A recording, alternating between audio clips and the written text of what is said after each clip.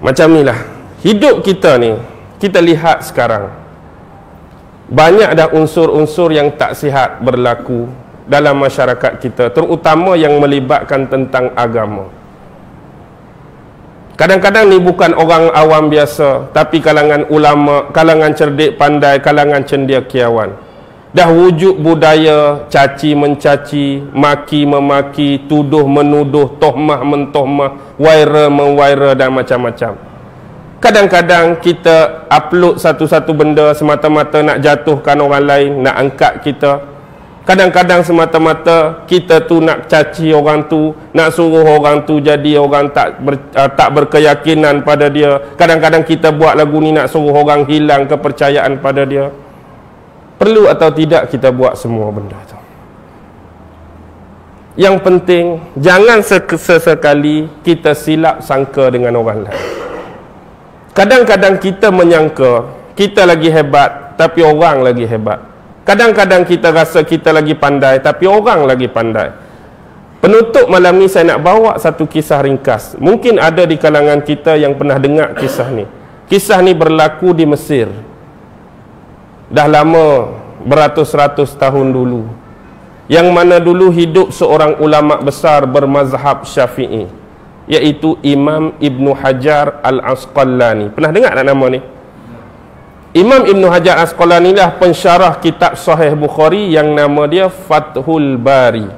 Tak ada kena-mengena dengan nama orang ni. Fathul Bari syarah Sahih Bukhari. Sahih Bukhari tu hak Imam Bukhari. Syarah dia tu Imam Ibn Hajar Al-Asqalani, seorang ulama besar Mesir bermazhab Syafi'i. Waktu tu Imam Ibn Hajar ni bertugas sebagai imam besar di Masjid Al-Azhar. Sezaman dengan dia seorang ulama tasawuf, ulama sufi yang bernama Syekh Faraghli. Faraghin lam ya. Faraghin lam ya. Faraghli. Syekh Faraghli. Tetapi yang jadi kebiasaan Syekh Faraghli, dia ni ditohmah oleh masyarakat sekeliling kerana dia ni dianggap oleh sebahagian orang sebagai Syekh Sufi. Tetapi pekerjaan dia hari-hari ialah menjual ganja depan pintu masjid. Jual ganja? Tahu ganja? Tahu tak ganja? Jual ganja depan pintu masjid. Masjid pula bukan Masjid Shah Alam, Masjid Al-Azhar. Syekh Faraghli jual ganja depan pintu Masjid Al-Azhar. Satu petang, selepas waktu asar, Imam Ibn Hajar Al-Asqalani keluar daripada rumah dia menuju ke Masjid Al-Azhar. Sebab lepas pada ni nak masuk waktu maghrib. Dah dia imam masjid, dia nak mengimamkan solat maghrib.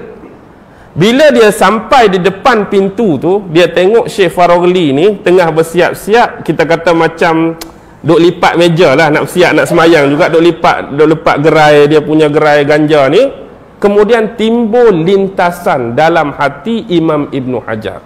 Hati ya, orang kata dia ni orang soleh, wali Allah, tapi pasal apa duk meniaga ganja depan pintu masjid? Dalam hati dia pun masuk, kemudian Syekh Faraghli pun pergi berwuduk masuk. Bila masuk waktu maghrib, dia jadi imam. Allahu Akbar, Bismillahirrahmanirrahim. Nak datangkan Alhamdulillah tak mai. Ditegur makmun. Nak datangkan Ar-Rahmanir-Rahim tak mai. Ditegur makmun. Sampai ke ayat yang terakhir makmun tegur. Imam Ibn Hajar Al-Asqalani, pensyarah Sahih Bukhari, ulama besar mazhab Syafi'i, tak boleh nak baca surah Fatihah sampai akhir ditegur makmum. Satu perkara yang cukup pelik. Kalau kita ni Al-Fatihah jarang orang tegur. Hak tegurnya ayat lazim lah kan. Terutamanya hak mana? Qul ya ayyuhal kafirun. Tak keluar-keluar. Lakum dinukum waliyadin tak? Duk main putah tu. Last sekali kena jerkah lakum dinukum waliyadi, baru keluar. Fatihah ni biasa orang tak tersilap, walaupun kita tak menafikan mungkin ada kesalahan, tapi payah orang nak tersilap buat Fatihah. Ni imam besar, semua ditegur makmum.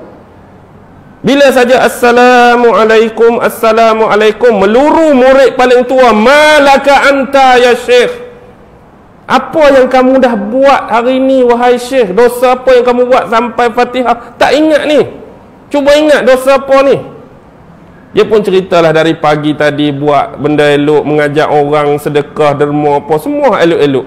Tapi aku rasa ada satu benda aja.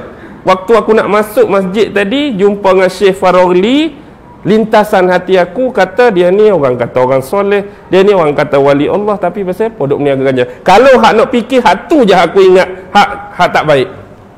Tak apalah lagu tu, lepas sembahyang isyak nanti kita pi jumpa Syekh Farogli, kalau rasa bersalah minta maaf dengan dia. Lepas tu agak-agak jadi lagu tu, kalau kita lah tu imam, masa maghrib tadi 7 ayat kena tegur, berani tak nak jadi imam sembahyang isyak? Tadi maghrib hak tersalah, isyak tu rasa jadi tak confirm dah aku ni, suruh orang lain dah. Lepas tu pergi jumpa dengan Syekh Farogli. Wahai Syekh, kami datang ni nak minta maaf sebab tadi ada bersangka buruk dengan Syekh. Syekh kata tak apa, aku dah maafkan kamu. Tadi masa kamu nak masuk ke pintu masjid ni, lintasan hati kamu kata orang ni orang kata orang soleh, orang ni kata wali Allah, tapi pasal apa meniaga ganja depan pintu masjid? Agak-agak terkejut tak? Terkejut Imam Ibn Hajar. Macam mana kamu boleh baca isi hati aku? Macam mana kamu boleh agak perkataan aku pada kamu? Ni satu karamah yang cukup luar biasa. Apa rahsianya wahai Syekh? Kalau kamu nak tahu rahsianya ilmu ini, duduklah berniaga ganja sekali dengan aku. Dah lepas sembahyang isyak baru nak buka gerai kan? Sambung balik buka gerai. Tu imam besar kena berniaga ganja depan sekali semata-mata nak dapat ilmu ni. Agak-agak berani buat tak? Tu imam kita. Berani tak? Kalau betul-betul terjadi, nak tahu tu imam, nak tahu rahsia dia, duduk sebelah saya, meja depan ada ganja. Lalu orang, apa dia ni, tu imam ni? Kena sabar lah. Memang orang lalu tengok, pasal apa ni Imam Ibn Hajar ni? Masyarakat memang lama dah duduk kawan ni. Tapi tengok Imam Ibn Hajar jadi pandangan lain.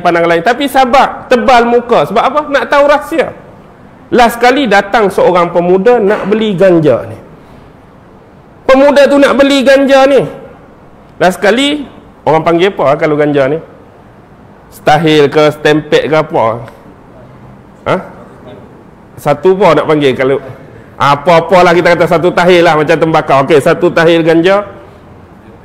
Setempek pun tak apa, bungkus-bungkus. Kalau kamu nak tahu rahsia sebenar aku jual ganja, kamu ikut budak ni pi mana? Dia pun ikut dah. Budak tu masuk lorong tu, lorong ni, last kali sampai jalan mati. Waktu tu remang-remang cahaya, dia boleh nampak perlakuan dan perbuatan pemuda ni. Dia buka bungkusan tadi, dia ambil ganja tu, dia try. Bila try, dia buat apa? Dia lempak ke bawah, dia ludah. Pui, dia pijak ganja tadi. Dia pun tunggu, tengok. Tak ada dah. Budak tu pi, ganja dia tinggal. Balik cerita. Syekh tanya, okey, kamu ikut budak tadi, apa dia buat? Aku ikut lah sekali, dia try ganja kamu, kemudian dia rasa macam muka tak puas hati, dia buang ganja kamu, dia pijak-pijak, dia ludah, pui. Itulah rahsia dia, aku jual ganja. Itulah rahsia dia, aku jual ganja. Apa rahsia dia, Syekh? Aku tahu, di kota Kahirah ini ramai orang-orang yang menjadikan ganja sebagai penyalahgunaan. Ramai yang ketagihan ganja. Tapi sebelum aku jual ganja ini, aku dah berdoa pada Allah.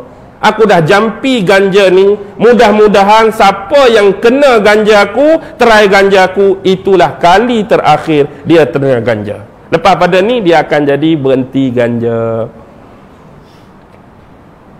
Kamu dah tengok pada pemuda tu kan? Dia kena saja, dia buang, dia pijak, dia ludah. Kalau kamu nak tahu dia terubat atau tidak, perhatikan karakter dia dalam masa seminggu ni.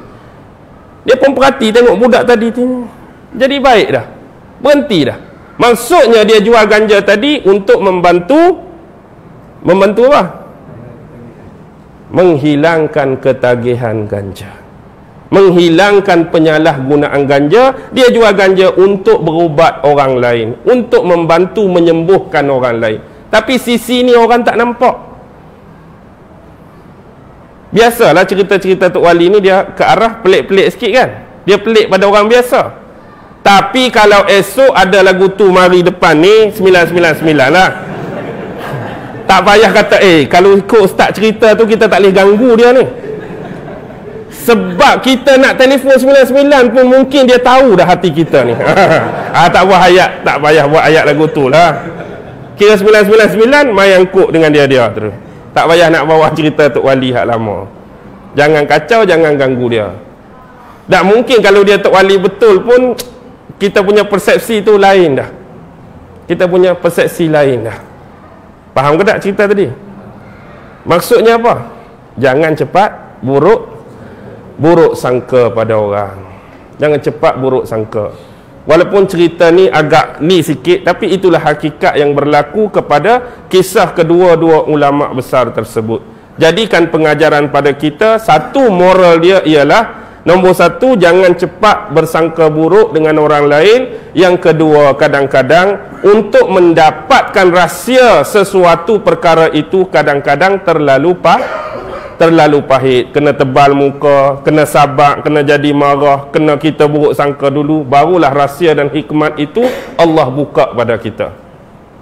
Inilah sebab keuntungan kita berdampingan dengan guru-guru dan ulama-ulama dulu. Banyak rahsia-rahsia dibuka melalui pengujian tahap kesabaran.